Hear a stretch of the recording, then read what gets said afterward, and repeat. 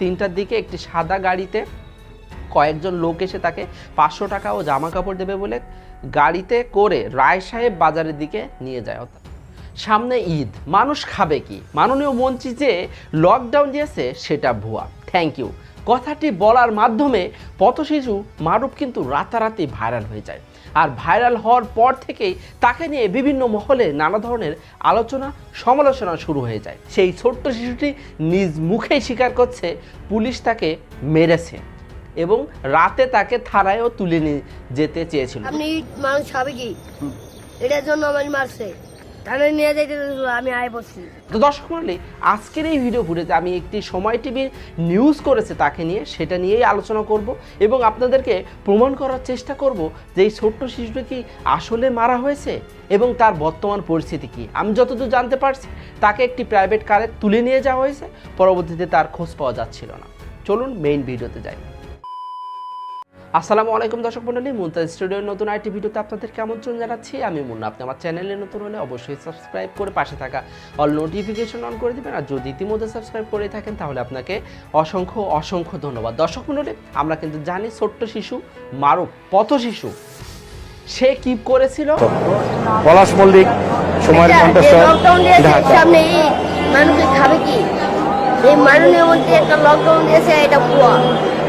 দর্শক মণ্ডলী, এই বক্তব্যটি দেওয়ার পরে সে যখন ভাইরাল হয়ে যায় এবং পরবর্তী দিনই তার একটি ছবি সামাজিক যোগাযোগ মাধ্যমে ব্যাপকভাবে শেয়ার করা হয় এবং সেই ছবিতে দেখা যায় তার চোখের একটা নিচের অংশটি ফুলে গেছে এবং তার পরপরই আরও একটি ভিডিও ফুটেজ সামাজিক যোগাযোগ মাধ্যমে ভাইরাল হয়ে যায়, যেখানে এই ছোট্ট শিশুটি বলছে পুলিশ তাকে রাত 10টার দিকে মার দিয়েছে এবং তাকে থানায়ও নিয়ে যেতে চেয়েছিল এবং তার পরিচয়ও সেই ভিডিও ফুটেজে দেয়। চলুন একটু দেখে আসি। বড় লকডাউন, সামনে ঈদ, মানুষ খাবে কি এটার জন্য আমার মারছে, থানায় নিয়ে যাইতে আমি আয় বসছি। আমার এই কোটে মারছে রাত 10টায় পুলিশে মারছে। মাননীয় মন্ত্রী যে লকডাউন দিয়েছে, সামনে ঈদ, মানুষ খাবে কি? অর্ধেক মানুষ মারা গেছে, অর্ধেক মানুষ বাঁচা আছে, আর অর্ধেক মানুষ মারা যাবে। লকডাউন মানি না, এটা বড় লকডাউন। ধন্যবাদ, গুড বাই, বাংলাদেশ, জয় বাংলা, জয় বঙ্গবন্ধু। আমার নাম মোহাম্মদ মারুফ, বাবা থাকে দেশে, মামা ইকরামপুর, মায়ের জন্য লেগে গেছে গা।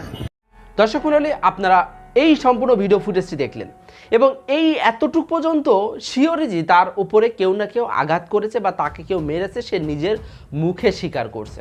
কিন্তু আজকে সময় টিভি একটি নিউজ করছে যে তাকে ওই ঘটনাটির পরে, অর্থাৎ যে কথাটি সে বলেছিল লকডাউন ভুয়া, সেই কথাটি বলার পরে তাকে কেউ মারেনি। এই কথাগুলো বলছে হচ্ছে তার যারা সহযোগী আছে, তার যারা বন্ধু বান্ধব আছে, মানে বন্ধুরা আছে পথ শিশু, তারাই নাকি বলেছে। তো দর্শক মণ্ডলী, চলুন আমরা সময় টিভির নিউজটা একটু ভালো করে পড়ে আসি এবং যেখানে আমি দেখলাম যে লেখা আছে তাকে, মানে এই ছোট্ট পথ শিশু মারুফকে কে বা কারা 500 টাকা এবং খাবার দাবার দিবে বলে প্রাইভেট কারে তুলে নিয়ে গিয়েছে। পরবর্তীতে মানে রাত 3টার দিকে তুলে নিয়ে গেছে। তার বর্তমান কি অবস্থা, চলুন আমরা নিউজটি পড়েই শুনি, তাহলে আপনারা আরও ভালোভাবে বুঝতে পারবেন। সময় টিভি নিউজ করেছে আলোচিত পথ শিশু মারুফকে কেউ আঘাত করেনি, ভিডিও আছে। তো আমরা একটু দেখি। আমরা ওখানে লেখা আছে এরকম যে আচ্ছা, এই যে লকডাউন দিয়েছে, সামনে ঈদ, মানুষ খাবে কি? মাননীয় মন্ত্রী যে লকডাউন দিয়েছে এটা ভুয়া, থ্যাংক ইউ। এই কথাটা কিন্তু এই আলোচিত পথ শিশু মারুফ বলেছিল এবং এই মারুফ, এখানে কিছু কথা লেখা আছে, আমি জাস্ট আপনাদের একটু সংক্ষেপে বলে দিই। এই মারুফ কিন্তু থাকে জসকোটের এলাকাতে এবং ওই এলাকাতে সবসময় থাকে এবং তার বাবা থাকে কিন্তু মাওয়া বিক্রমপুরে এবং তার মা অন্য একজনের সাথে চলে গেছে। কথাটি কিন্তু মারুফ নিজেই স্বীকার করেছে। তো তাকে যখন এইভাবে বাহাদুর শাহ পার্ক এলাকাতে সে সবসময় থাকে এবং সে তার ভাষ্যমতে বা তার পথ শিশু যারা আছে তারা বলছে এরকম যে ও আগে, মানে এই লকডাউনের ঠিক আগে তাদেরকে সরকারিভাবে সেখানে বিভিন্ন খাবার দাবার দেওয়া হতো, কিন্তু এখন আর তাদেরকে খাবার দাবার দেওয়া হয় না, তারা খুব কষ্টে আছে। পথ শিশুরাই কিন্তু জানে অন্যান্য পথ শিশুদের খবর এবং তাদের পর্যায়ে যারা আছে তারা এখন কোন পর্যায়ে আছে তারাই কিন্তু খুবই ভালো মতো জানে। দর্শক মণ্ডলী, এবার একটু মনোযোগ দিন, কারণ তাকে কে বা কারা 500 টাকা এবং খাবার ও জামা কাপড় দিবে বলে তুলে নিয়ে গিয়েছিল। দেখুন কি লেখা আছে এখানে, আমি একটু পড়ে শোনা আপনাদের। পথ শিশু মারুফের একটি ছবিতে শিশুটির চোখ ফোলাকে কেন্দ্র করে তাকে মারধর করা হয়েছে বলে সামাজিক যোগাযোগ মাধ্যমে আলোচনা চলতে থাকে। আমরা কিন্তু জানি ওই পথ শিশু মারুফ, সে কিন্তু নিজে স্বীকার করছে তাকে মারা হয়েছে। কিন্তু এখানে যে কথাটি বলা হয়েছে, কিন্তু শিশুটিকে ওই লাইভে বক্তব্য দেওয়ার জন্য কেউ মারধর করেনি বলে জানিয়েছে মারুফ ও তার সঙ্গে থাকা অপর পথ শিশুরা। মানে তাকে কখন জিজ্ঞাসা করা হয়েছে, সে ঘুমিয়ে আছে রাত 12টার সময়, সেই ঘুম থেকে ডেকে তাকে জিজ্ঞাসা করা হয়েছে, এ মারুফ ওঠো, তোমাকে কি কেউ মারছে, বা তুমি ওই যে বক্তব্য দিছিলে তোমাকে কেউ মারছে? ও বলছে না, বলে ঘুমায় পড়ছে আবার। এটা কতটুকু বিশ্বাসযোগ্য? আর সে বলছে, ক্যামেরার সামনে এসে বলছে আমাকে রাত 10টার সময় মারছে এবং আমাকে তুলে নিয়ে যেতেও চেয়েছিল। এটা কতটুকু বিশ্বাসযোগ্য? প্রশ্নের উত্তর আপনারা অবশ্যই দিয়ে যাবেন। তো এখানে আরও একটু কথা লেখা আছে, মঙ্গলবার 20শে এপ্রিল রাত 12টার দিকে বাহাদুর শাহ পার্কে মাটিতে শুয়ে থাকা দেখা যায় পথশিশু মারুফকে। ড্যান্ডির নেশায় আসক্ত ছেলেটিকে ঘুম থেকে তুলে কেউ মেরেছে কিনা জিজ্ঞাসা করলে না বলে সে আবার ঘুমিয়ে পড়ে।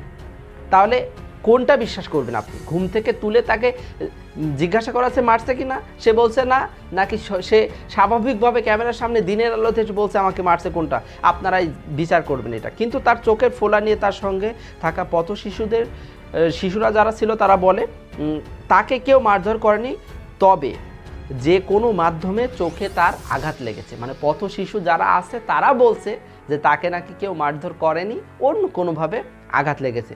নিউজটি পড়ে আমার যেন কেমন একটা লাগছে, আসলে ব্যাপারটি কি হলো। ঠিক আছে, অপরদিকে একটি অনলাইন চ্যানেলে সাক্ষাৎকারে গত দিনের মন্তব্যের পর কোর্ট চত্বরে রাত 10টার দিকে পুলিশ মেরেছে বলে মন্তব্য করে সে।